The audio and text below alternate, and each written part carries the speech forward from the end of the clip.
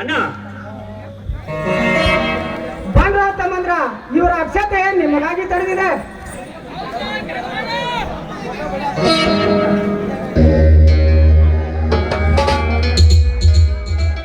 ಆಯ್ತಣ್ಣ, ನಿಮಗೊಂದು ಸಂತೋಷದ ಸುದ್ದಿ. ಅಂತದೇನೋ ತಮ್ಮ ಸಂತೋಷದ ಸುದ್ದಿ? ನಿಮ್ಮ ಆಶೀರ್ವಾದದಿಂದ ಅಣ್ಣ ಧನರಾಜನ ಫ್ಯಾಕ್ಟರಿನಲ್ಲಿ ಮ್ಯಾನೇಜರ್, ನಾನು ಈ ನಾಡ ತಾಯಿಯ ರಕ್ಷಣೆ ಮಾಡುವ ಪೊಲೀಸ್ ಸಬ್ ಇನ್ಸ್ಪೆಕ್ಟರ್ ಆಗಿ ಬಿಟ್ಟೆ. ನೀವೆಲ್ಲರೂ ನಮಗೆ ಆಶೀರ್ವಾದ ಮಾಡಿರಣ್ಣ. ಸಂತೋಷವಾಯ್ತಪ್ಪ. ನಿಮ್ಮನ್ನು ತಮ್ಮನಾಗಿ ಪಡೆದ ನನ್ನ ಜನ್ಮ ಸಾರ್ಥಕವಾಯಿತು. ಇವನು ಧನರಾಜನ ಫ್ಯಾಕ್ಟರಿ ಮ್ಯಾನೇಜರ್, ನೀನು ನಾಡ ತಾಯಿಯ ರಕ್ಷಣೆ ಮಾಡುವ ಪೊಲೀಸ್ ಅಧಿಕಾರಿ. ದೇವರು ಸದಾ ನಿಮ್ಮನ್ನು ಚೆನ್ನಾಗಿಟ್ಟಿಲ್ಲಪ್ಪ.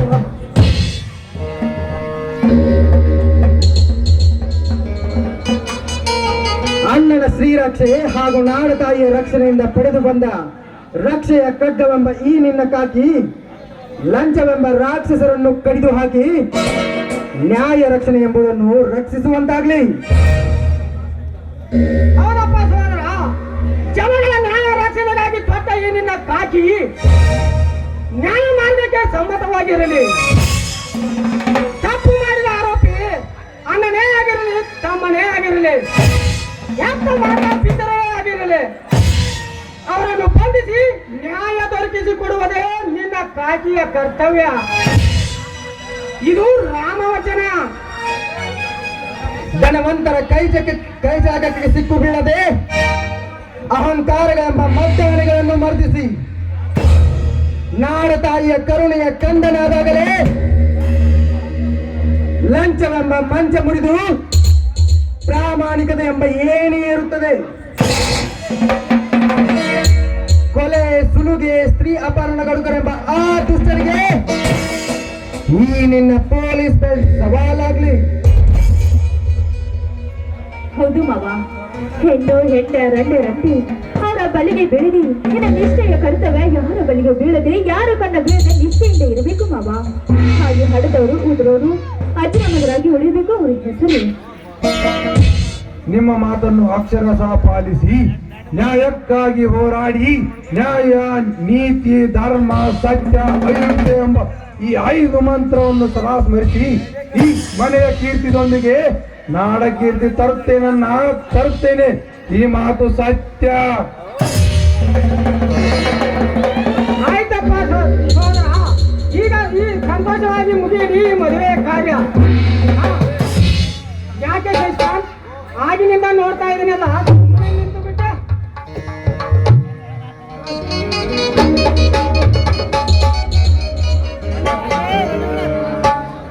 ಕ್ಷಮಿಸಿಬಿಡ.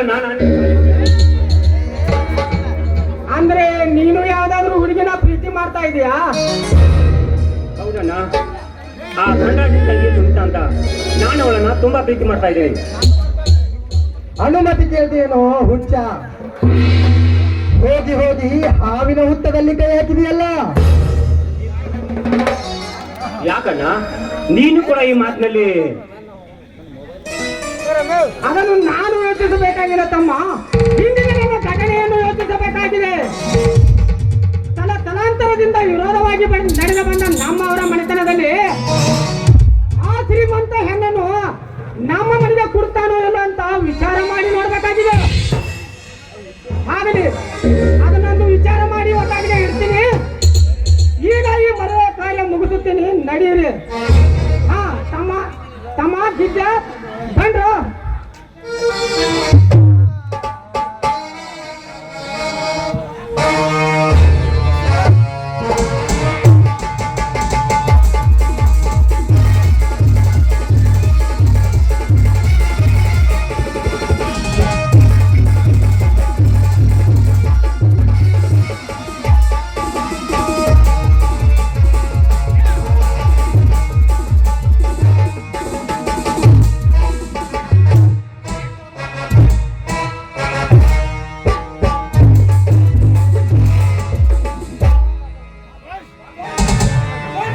ತಕ್ಷಣ ಹಣ ಹೋಗಿದ್ದು ವ್ಯಾಪಾರ ಮಾಡೋಕೆ ನನ್ನ ತಂಗಿಯನ್ನು ಬಜಾರಲ್ಲಿಟ್ಟು ಮಾರೋ ಹಣ್ಣಲ್ಲ.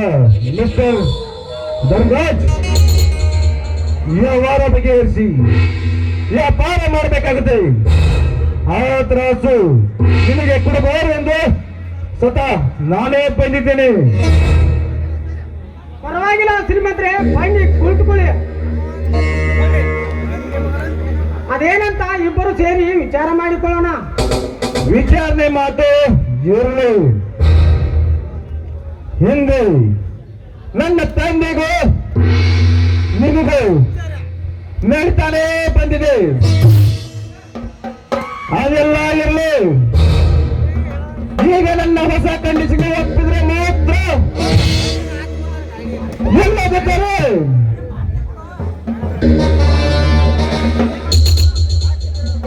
ಇಲ್ಲ ಅಂದ್ರೆ ಏನ್ ಮಾಡ್ತೀಯ? ಇವರ ಪ್ರೀತಿ ಎಂಬ ತೋಟಕ್ಕೆ ಬೆಂಕಿ ಹಚ್ಚಿ ಸತ್ತು ಬಿಡಬೇಕಾಗುತ್ತದೆ. ಹಾಗೆ ಮಾಡಬೇಡಿ ಶ್ರೀಮಂತರೇ, ಹುಡುಗರು ತಿಳಿಯದೆ ತಪ್ಪು ಮಾಡಿದ್ದಾರೆ. ಅದೇನೇ ಇದ್ದರೂ ನಿಮ್ಮ ಕಂಡೀಷನ್ ನಾನು ಒಪ್ಪಿಕೊಳ್ಳುತ್ತೇನೆ. ಹಾ ಹೇಳಿ. ಅದನ್ನು ನಿಮ್ಮ ತಂಗಿ ನನ್ನ ಮನೆ ಸೊಸೆಯಾಗಬೇಕು. ಹಾಗಂತ ಹೇಳ್ತೀನಿ ಕೇಳಿ. ಕಂಡೀಷನ್ ನಂಬರ್ 1,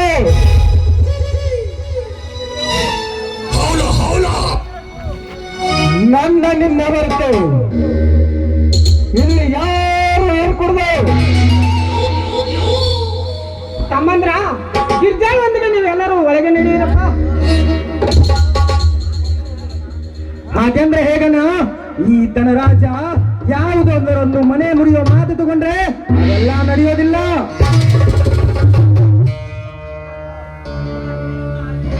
ಶಂಕರ್, ಇದು ನಿನ್ನ ಹಿರಿಯ ಅಣ್ಣನ ಆಜ್ಞೆ. ಮೊದಲು ನೀವೆಲ್ಲರೂ ಒಳಗೆ ನಡೆಯಿರಿ. ಹಾ ಹೇಳಿ ಶ್ರೀಮಂತ್ರೆ. ಕಂಡೀಷನ್ ನಂಬರ್ 2, ನನ್ನ ತಂಗಿ ನಿನ್ನ ಮನೆಗೆ ಸೊಸೆಯಾಗಿ ಬಂದ ತಕ್ಷಣ ಅವಳಿಗೆ ಯಾರೂ ವಿರೋಧ ಮಾಡಬಾರದು. ಅವಳ ಹೇಳಿದಾಗೆ ನಡೆಯಬೇಕು.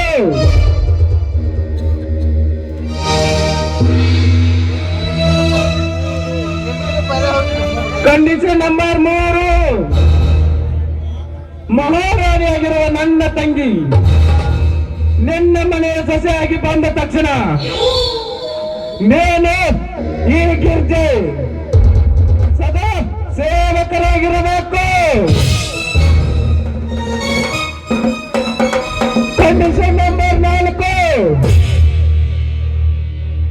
ಧನರಾಜ್, ನಿನ್ನ ರಕ್ತ ಕುಡಿದು ಬಿಟ್ಟೇನು ಮಗನೇ. ದೇವರಂತಿರುವ ನನ್ನ ಅಣ್ಣನಿಗೆ ನಿನ್ನ ತಂಗಿ ಸೇವೆ ಮಾಡುವಂತೀಯ ಮಗನೇ, ನಿನ್ನನ್ನು ಜೀವ ಸಹಿತ ಉಳಿಸಲಾರೆ.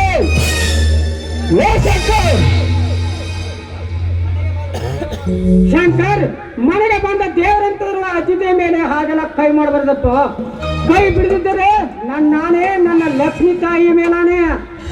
ಇಲ್ಲಣ್ಣ, ನಿನ್ನಾನೆಯನ್ನು ಹಿಂತೆಗೆದುಕೊಂಡರೆ ಸೊಕ್ಕಿನಿಂದ ಕಿಕ್ಕಿರಿದು ಮಾತನಾಡಿದ ಈ ಧನಿಕನ ಕಾಲು ಹಿಡಿದು ಗರನೆ ತಿರುಗಿಸಿ ನೆಲಕ್ಕೆ ಬಡಿದು ಬಿಡುವೆ. ಲೇ ಶಂಕರ್, ನಿನ್ನ ದೃಷ್ಟಿಯಲ್ಲಿ ಈ ಪುಂಡ ಧನರಾಜ ಕೋಳಿ ಅಂತ ತಿಳಿದೇನು? ಮುಂದೆ ನನಗೆ ಎದುರಾಗುತ್ತಾ ಹೋದರೆ ನಿನ್ನ ಹೋರಾಡೋ ಬೇಟೆ ನಾನೇ ಆಗುತ್ತೇನೆ ಮಗನೇ, ಎತ್ತರ. ಆ ಬೇಟೆಗಾರನ ಸೀಟು ಹೇಗೆ ಬದಲಿ ಮಾಡ್ಬೇಕಂತ ನನಗೆ ಚೆನ್ನಾಗಿ ಗೊತ್ತು. ಮಿಸ್ಟರ್ ಧರ್ಮೇ, ನೀನು ಬೋಕನಾಗಿ ನಿಮ್ಮ ತಮ್ಮನ ಪೌರುಷ ಕೇಳ್ತಾ ನಿಂತರೆ ನಿನ್ನ ಯಾವುದೇ ಕೆಲಸ ಕೈಗೊಳ್ಳುವುದಿಲ್ಲ. ಕಂಡೀಷನ್ ನಂಬರ್ 4, ಅದನ್ನು ನನ್ನ ತಂಗಿ ಮುಂದೆ ಹೇಳತ್ಕೊಡ್ತೀನಿ. ಪ್ರಾಮಾಣಿಕವಾಗಿ ಒಪ್ಪಿದರೆ ಮಾತ್ರ ಈ ಕೆಲಸ, ಇಲ್ಲದಿದ್ದರೆ ಎಲ್ಲ ಸರ್ವನಾಶ.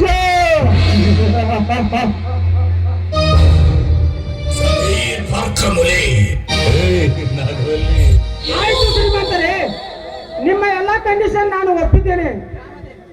ನನ್ನ ಗ್ರಾಮ ದೇವತೆ ಸಾಕ್ಷಿಯಾಗಿಯೂ ಹಾಗೂ ನನ್ನ ಮಾರ್ಗದರ್ಶನ ಸಾಕ್ಷಿಯಾಗಿಯೂ ನಿಮ್ಮ ಎಲ್ಲ ಕಂಡೀಷನ್ ನಾನು ಒಪ್ಪಿದ್ದೇನೆ.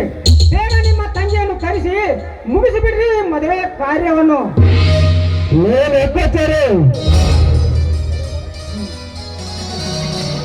ತಮ್ಮಂದ್ರ ಗಿರ್ಜಾ ಬಂದ್ರು. ಕರ್ಕೊಂಡ್ಬರ್ಲಿ ಆಚೆ